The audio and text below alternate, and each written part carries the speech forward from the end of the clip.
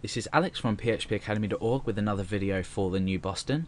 This time we're going to be talking about do-while loops. Now we've looked at while loops and this is the previous example that I showed. It basically counts from 1 to 10 and displays hello for each increment or each time the block is executed. Now a do-while loop is it's very similar, except it has one minor difference, and that is that we don't check the condition if the condition is true or false. We don't evaluate a condition at the start, we evaluate it at the end. So the do-while loop will always run the block once, and if this isn't making sense, I'll show you. It's do, while, then the condition. So we always execute at least once in here before we test for a condition. So for an example, let's echo this will always show. Okay, so while 0. Okay, so do while 0.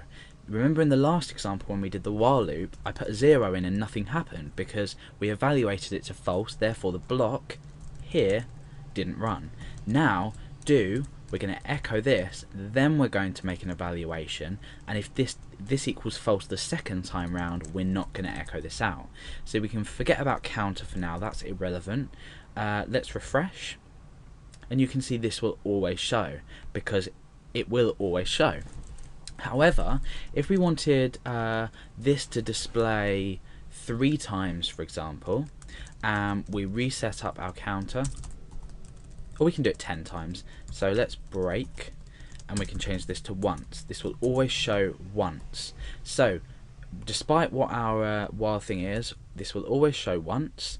Now let's create a condition. So while counter is smaller than or equal to 10, under here we're going to say counter plus plus. So we're doing exactly the same thing as we did with the while loop, but while counter is smaller than or equal to 10, this will always show once. Let's refresh. So 1, 2, 3, 4, 5, 6, 7, 8, 9, 10. It's shown 10 times. However, if this at any point evaluates to false, we're always going to show the first one. So why is this useful in programming? Like, why would you want to do it?